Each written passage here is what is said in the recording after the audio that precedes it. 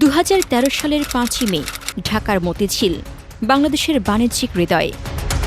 সেদিন এখানে জড়ো হয়েছিল লক্ষ লক্ষ সাধারণ মানুষ, কওমি মাদ্রাসার ছাত্র, শিক্ষক, আলেম ওলামা। তাদের হাতে অস্ত্র ছিল না, ছিল কেবল দাবি।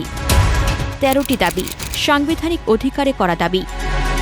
সন্ধ্যা নামে শাপলা চত্বরে তখনও লাখো কণ্ঠের উপস্থিতি। মঞ্চে চলছে বক্তব্য, মানুষ অপেক্ষায় সরকারের সাড়ার। কিন্তু সরকার অন্য পরিকল্পনায় ব্যস্ত ছিল। রাত প্রায় ২:৩০। হঠাৎ সম্পূর্ণ মতিঝিল এলাকায় বিদ্যুৎ বন্ধ করে দেওয়া হয়। ঘুটঘুটে অন্ধকারে ডুবে যায় শাপলা চত্বর। এর নাম দেওয়া হয়েছিল অপারেশন সিকিউরিটি শাপলা।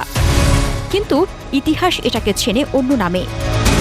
পুলিশ, র্যাব ও বিজিবির শত শত সদস্য, চারদিক থেকে ঘেরাও, sound grenade, tear shell, rubber bullet. আতঙ্কিত মানুষ ছুটছেন অন্ধকারে।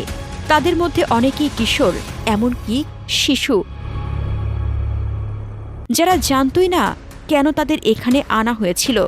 ভোর হওয়ার আগেই সিটি কর্পোরেশনের গাড়ি এসে ধুয়ে দেয় শাপলা চত্বর। আলামত মুছে ফেলা হয়।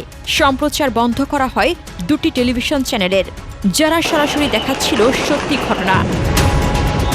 মৃতের সংখ্যা সরকার বলেছিল মাত্র কয়েকজন, কিন্তু মানবাধিকার সংস্থা অধিকার তালিকা প্রকাশ করেছিল ৬১ জনের। আন্তর্জাতিক অপরাধ ট্রাইব্যুনালের তদন্তে পাওয়া গেছে অন্তত ৩২ জনের নাম, ঠিকানা শুধু ঢাকাতেই। প্রকৃত সংখ্যা আজও অজানা। হেফাজত নেতাদের বিরুদ্ধে দায়ের করা হলো ৫৩টি মামলা শুধু ঢাকায়। সারা দেশে ৮০টিরও বেশি। মাদ্রাসায় মাদ্রাসায় পাঠানো হলো বার্তা, চুপ থাকো, না হলে পরিণতি ভোগ করতে হবে। সত্যকে কবর দেওয়া হলো, কিন্তু সত্য কি মরে?